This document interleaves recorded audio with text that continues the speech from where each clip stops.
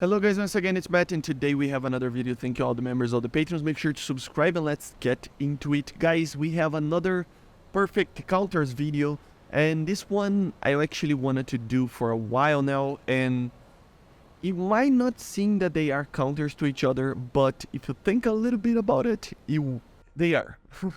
And that is the F-14B against the Su-27K, or Su-33 as it's known today, right?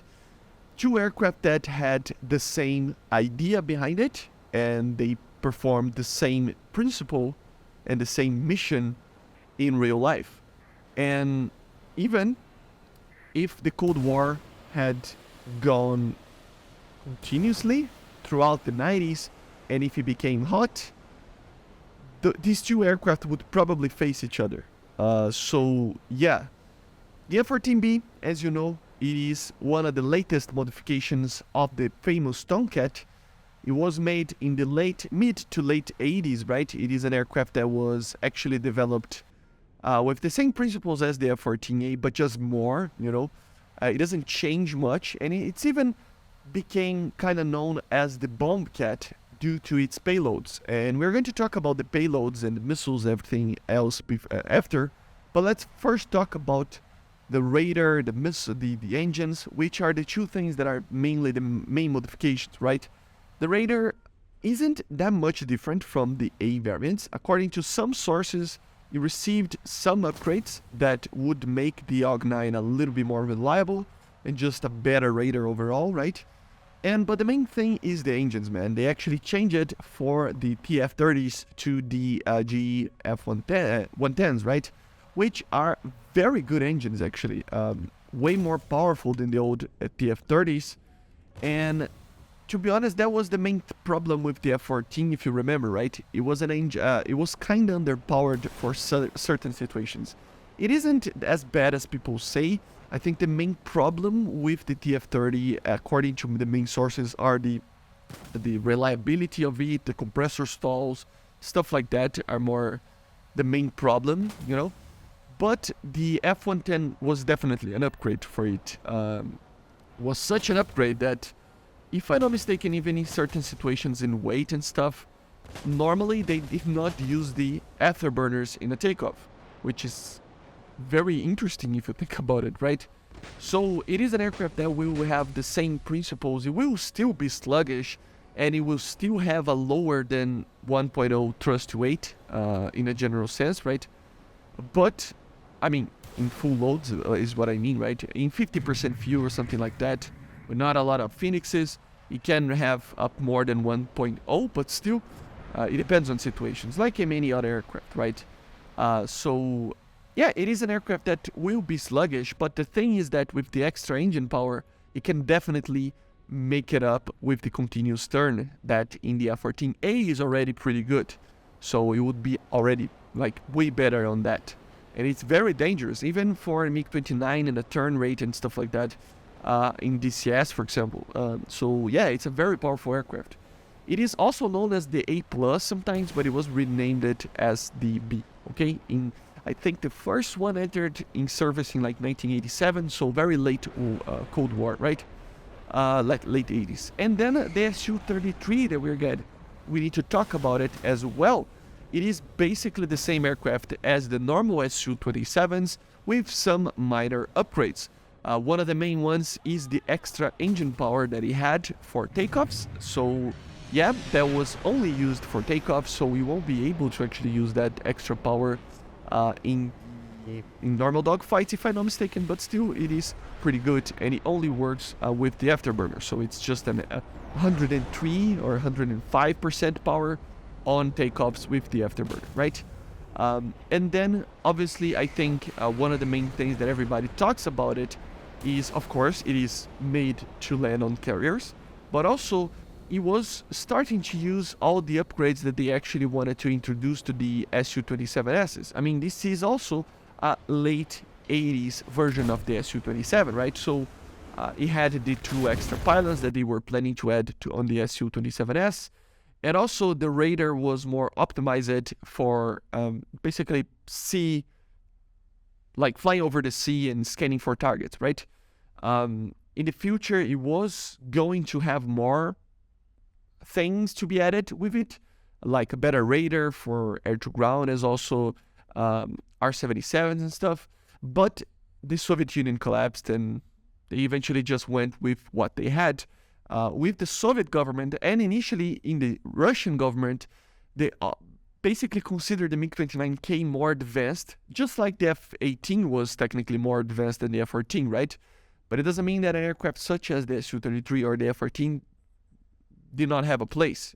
So yeah, it's pretty good to have that history behind it. So yeah, but pretty much everything else will be very similar to the Su-27s, right? So yeah, let's talk about the payload. So the payloads of the F-14, as you see over here, we did this little thing here.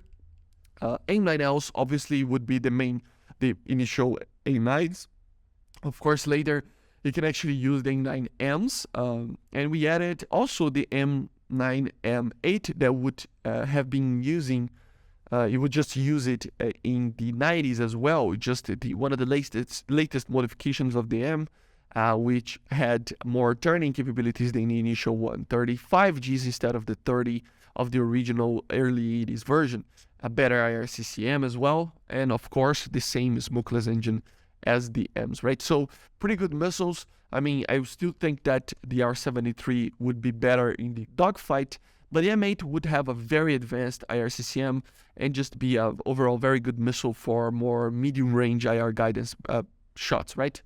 And then obviously the BVR, which would be also the main armament or the main force on the F-14B, just like it is on the A, with the AIM-7F being used, but also the AIM-9P, right? Or even the AIM-7M, I think it was used, I don't remember. But still, AIM-7P would be sufficing. I mean, it's a 1987 missile as well, if I'm not mistaken, so it is pretty good. It is basically an AIM-7M, but it has data link, and according to some sources, it has even an inertial guidance system. So it would have a little bit more range than the normal Ms, and also just overall better reliability on shooting the missile. And of course, the main missile for BVR, the AIM-54s. Of course, we would see the AIM-54C with the better tracker for low flying targets, right? And just better precision guidance, better electronics. I think it was the first one that was actually using 100% solid state or electronics in the missile, so compared to the AIM-54A, right? So it was just overall just more modern, right? And even one thing that I noticed that apparently it is a thing, the AIM-54A, for example, if you lost the soft lock or even the detection with the TWS, the missile would never basically have the command to actually initiate the tracking, right?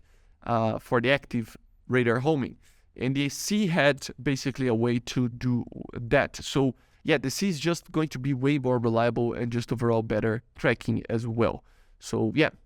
So this would be the main horse of this aircraft, obviously the engine, together with better AIM-7s, better AIM-54s, and a better AIM-9. Of course, drop tanks, if they want to. These engines are indeed more powerful, so they drink more. Of course, Mark 82s, Mark 81s, Mark 84s, Mark 83s, all of those bombs, right? Zunis, of course. And then the name, Bombcat, it actually was named, by pilots, I think, or something like that. That was named the Bombcat because it can actually use the lantern pod. I think some A's were actually upgraded to that as well, but still, it could use a targeting pod to actually guide laser-guided bombs, which is also a cool addition. I mean, it wouldn't be the main thing about the F-14, but it would help it in ground battles as well. And of course, Snake Eyes, already did a video covering why don't we have Snake Eyes yet? I mean, we need to have it, right? And then we have the Su-33, which would be very similar to what we saw with an Su-27 with some additions. R-73, obviously, and R-60Ms. Yes, R-60Ms are indeed capable of being used. Even the normal R-60, they're able to be used in the Su-27. Don't worry, okay? There's plenty of sources, including Gordon Yeffing and some manuals from the Soviets that include the R-60s for training and stuff. Of course, the main missile was going to be the R-73 no matter what. Of course, as you see over here, 8 missiles, and then 10, 12. So as you see over here, we have an extra payload over here. So yes, the Su-33 was one of the first ones to actually use the extra payload. There are some sources that claim on the late production models of the Su-27S to be able to do that as well, but it's hard to confirm. The Su-33 is the first one to be confirmed with that, I think. Or the Su-27PU, I have to check. But still, 2 additional payloads, so 2 additional BVR missiles if you want to. So, of course, R-27ERs, you can carry 8 of them, and also the IR missiles, or the ECM pods, or also 4 ETs plus 4 ERs and plus 4 R-73. So very, very good options over here. As I said, you can use ECM. There are some minor sources that are claiming that War Thunder will receive ECM very soon. But anyway, we're not going to mention that until it's confirmed. ZABs, obviously, FAB 500, M52s, low drag bombs, M54s, high drag bombs, 250s, M54s, and 52. Jesus Christ, 48. Oh my God. And M62s, as you see, FAB 250s. And of course, the rockets over here, the S-25s, S-13s, SM-8s, and stuff. And also, it's not commonly acknowledged that these aircraft actually have the ability to use anti-radiation or anti-ship missiles. Not a lot of people know that, but yeah, even kind of cruise missiles, kind of like the KH-41. But yeah, anti-ship stuff like the KH-31A, and anti-radiation stuff like the KH-31P and 25MP as well. So very good options as well. If these things are added, they can be added, you know. So, but even without it, I mean, just the overall sheer of missiles on this would be all right. And to be honest, I mean, they were meant to be fighting the same force, be able to fleet defense, high altitude, you know, long ranges, and just engage targets at longer ranges. I mean, the 100+ kilometer range on the radar on the Su-33 would have a little bit less of situational awareness compared to the F-14, but of course it would be used also with forms of radars and other stuff like that to be able to improve that. And also the ER would be able to actually have a similar range to the Phoenix. I mean, the Phoenix was probably not going to be used too much on the fighters, you know. It would be used, but the main missile for the fighters would be the AIM-7, so it would be a very interesting balance, right? The Su-33 having something like this, and also the F-14 having Phoenix, which has more range but less turn, and then the Sparrow to be less range but similar turn. So it would be just a very interesting concept, right?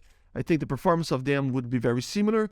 The Su-33 have a better thrust weight, but still it would be very similar. Continuous turn, the insta turn of the Su-33 would be better, but the continuous turn of the F-14 would be better. So it would be just balanced, I think, and it would be a very cool addition.